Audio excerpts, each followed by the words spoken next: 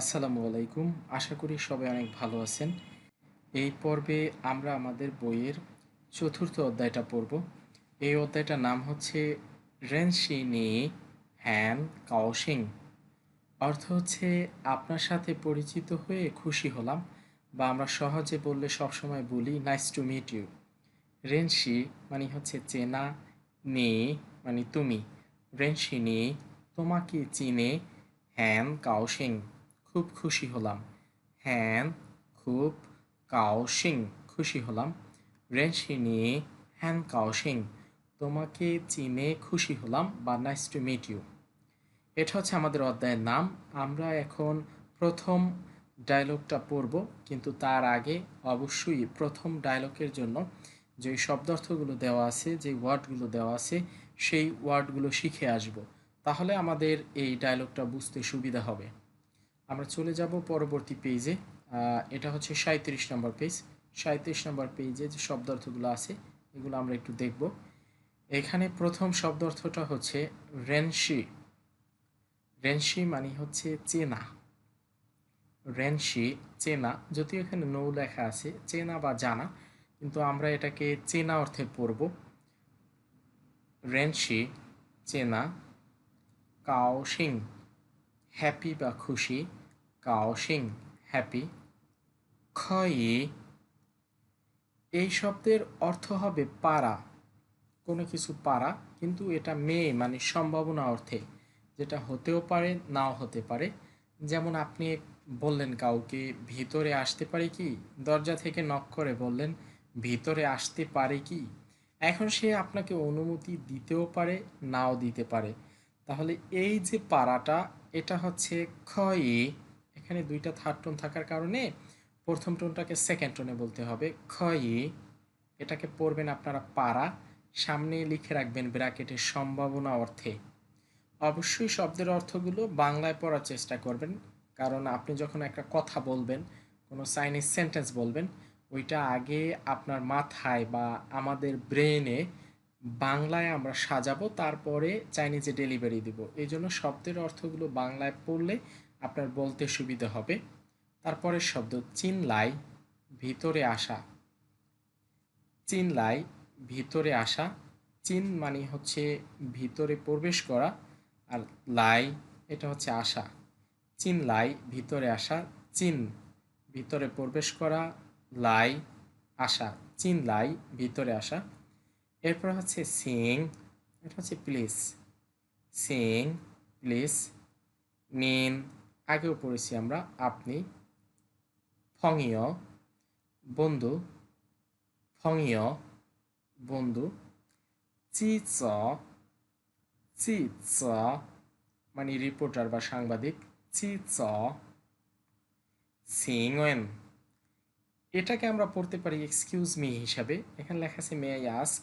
Actually এই Singh please আর সিংওয়েন এটাকে আমরা পড়বো এক্সকিউজ মি অর্থে। সিং প্লিজ আর সিংওয়েন এক্সকিউজ মি। শুধু ওয়েন, ওয়েন মানে হচ্ছে জিজ্ঞেস করা, আস্ক করা।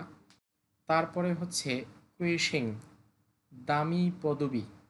কুই মানে হচ্ছে দামি, আর এই সিং মানে হচ্ছে পদবি বা সাননেম, বংশগত নাম।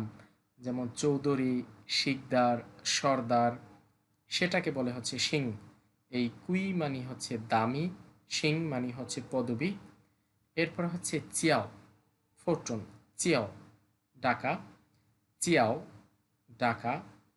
শিয়েন সং জনাব।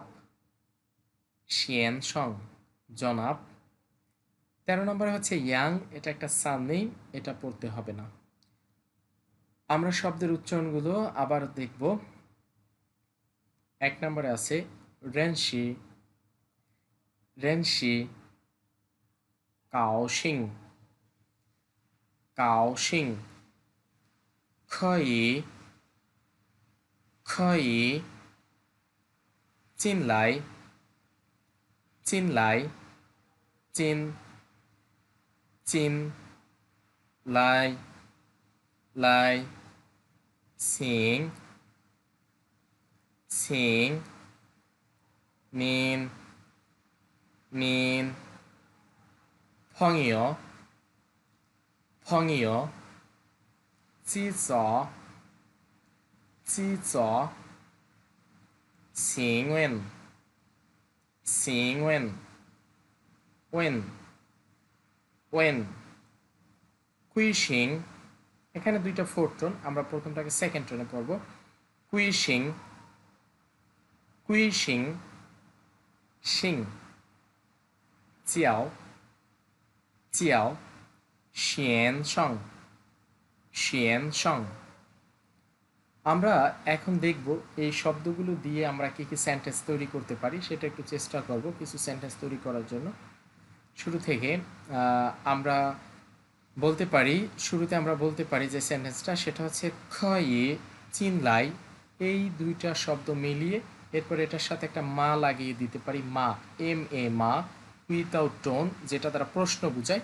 তাহলে সেন্টেন্সটা হবে খয়ে চিনলাই মা খয়ে চিনলাই মা অর্থ হবে ভিতরে আসতে পারি কি খয়ে মানে হচ্ছে পারা চিনলাই ভিতরে আসা আর মা দ্বারা প্রশ্ন বুঝাবে তাহলে পুরো সেন্টেন্সটা বা পুরো প্রশ্নটা হবে খয়ে চিনলাই মা ভিতরে আসতে পারি কি এই প্রশ্নের উত্তরে বলা যায় সিং চিন প্লিজ আসুন বা প্লিজ প্রবেশ করুন সিং চিন প্লিজ আসুন এরপরে আমরা বলতে পারি আমার বন্ধু রিপোর্টার তাহলে এটা আমরা কিভাবে বলবো আমরা বলতে পারি ও ডব্লিউ ও থার্ড টোন ও ফংইয় আমার বন্ধু তারপরে আমরা বলতে পারি শি মানে হয় যেটা এ সেই চাই শি ও ফংইয় সে চি চ ও ফংইয় শি এস এইচ আই আমি যদি আপনাদেরকে একটু লিখে দেখাই এই যে এটা এই যে এটা শি মানে হয় ও ফংইয় শি আমার বন্ধু হয় চি চ রিপোর্টার আমার বন্ধু হয় সাংবাদিক এরপরে এখানে কি আছে এরপরে কুইশিং এই শব্দটা দিয়ে আমরা একটা বাক্য তৈরি করার চেষ্টা করতে পারি অনেক সময় ওরা এভাবে জিজ্ঞেস করে নি তোমার কুইশিং মানে দামি পদবী সেম্য কি এটা আমরা আগেও পড়েছি সেম্য কি শব্দটা হবে এরকম S H E N M ই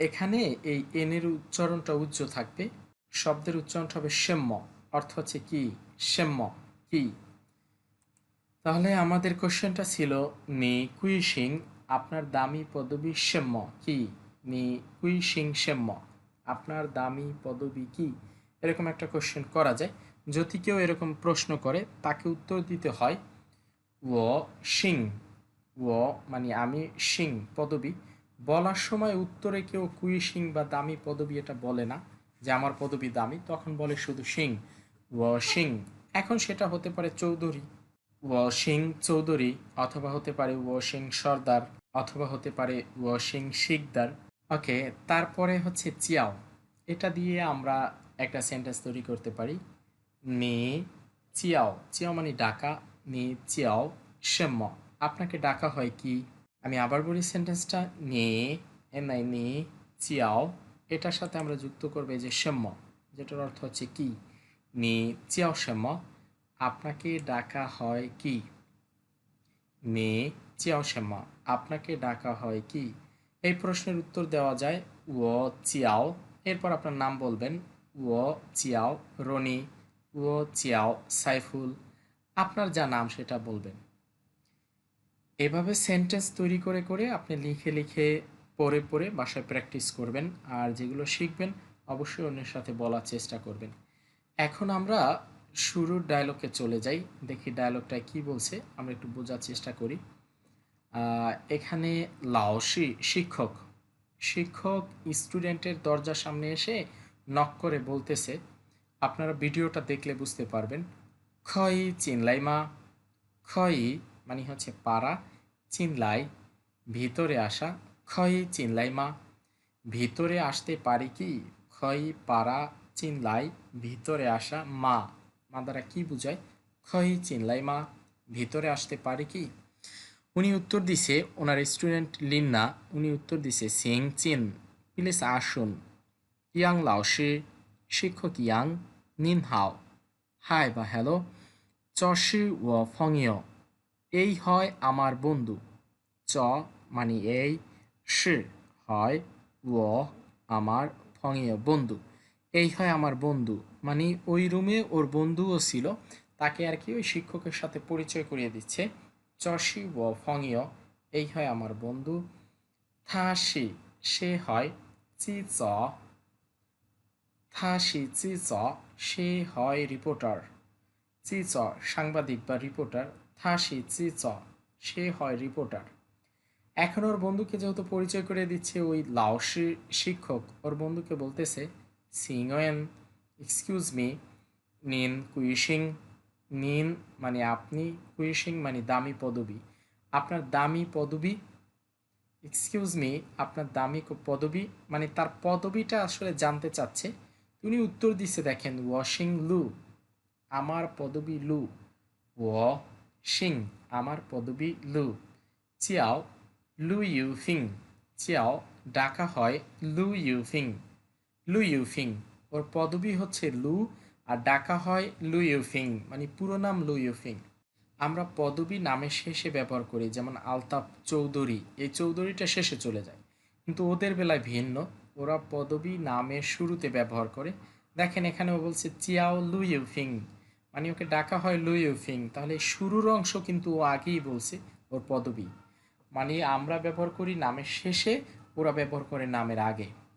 পরবর্তী লাইনে যাব এখন ওই লাওসি ওর বন্ধুকে বলতেছে নি হাও হ্যালো লু শিয়েনসং মিস্টার লু শিয়েনসং মানে হচ্ছে মিস্টার বা জনাব নি হাও হ্যালো লু শিয়েনসং মিস্টার লু রেনশিনি আপনাকে চিনে হ্যান কাওসিং রেনশিনি আপনাকে চিনে হ্যান কাওসিং খুব খুশি হলাম হ্যান মানে খুব কাওসিং খুশি হওয়া রেনশিনি হ্যান কাওসিং আপনাকে চিনে খুব খুশি হলাম বা নাইস টু মিট ইউ এটা বলার পরে ওর বন্ধু উত্তর দিচ্ছে দেখেন ইয়াং লাওসি মানে শিক্ষক ইয়াং রেনশিনেন আপনাকে চিনে উও ইয়ে আমিও হ্যান কাওসিং খুবই খুশি হলাম উও ইয়ে আমিও ইয়ে মানিও হ্যান কাওসিং খুবই খুশি হলাম আমিও খুব খুশি হলাম বা nice to meet you too যদি আপনাকে কেউ বলে রেনশিনে হ্যান কাওসিং আপনি তাকে উত্তর দিবেন রেনশিনেন ও ইয়ে হ্যান কাওসিং এটার অর্থ হচ্ছে আপনাকে চিনে আমি খুশি হলাম আর এটার অর্থ হচ্ছে আপনাকে চিনে আমিও খুশি হলাম এই সেন্টেন্স দুইটা একবার মুখস্থ করে নেবেন এটা ব্যবহার করা হয় সাধারণত কারো সাথে পরিচয় পর্ব শেষ করার পরে এই কথাটা ওরা বলে থাকে পুরো সেন্টেন্সটা পুরো ডায়লগটা আমরা আরও একবার দেখব চলেন শুরু করি শুরু থেকে আবার খই চিনলাইমা খই চিনলাইমা খই মানে পাড়া চিনলাই ভিতরে আসা মা দ্বারা প্রশ্ন বুঝায় খই চিনলাইমা ভিতরে আসতে পারি কি ভিতর থেকে লিন্না উত্তর দিছে সিং চিন প্লিজ আসুন ইয়াং লাওসি শিক্ষক ইয়াং নিন হাও হাই বা হ্যালো চশি ও ফংইয় এই হয় আমার বন্ধু চ মানে দিস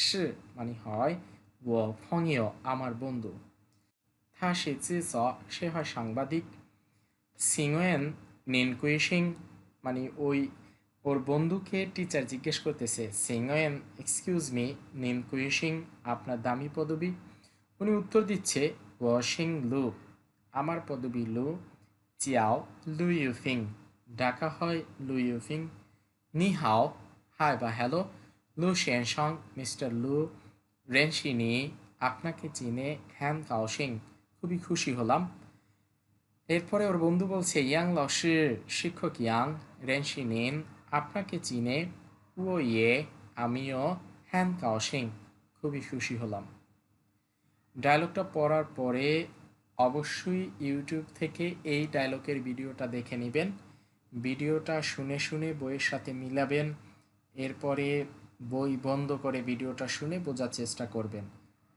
আপনাকে অবশ্যই ভিডিও বা লিসেনিং শুনতে হবে লিসেনিং যদি ইমপ্রুভ না হয় আপনি যতই পড়েন সেটার কোনো লাভ নেই। কারণ হচ্ছে আপনি যদি শুনেই বুঝতে না পারেন তাহলে আপনি বলবেন কি? তাই অবশ্যই লিসেনিং শুনতে হবে। আর লিসেনিং ইমপ্রুভ করার একটাই পদ্ধতি, সেটা হচ্ছে বেশি বেশি শুনতে হবে, প্রচুর শুনতে হবে। আপনি যাই শোনেন প্রচুর শুনতে হবে। আশা করি এই ডায়লগটা আপনারা বুঝতে পেরেছেন।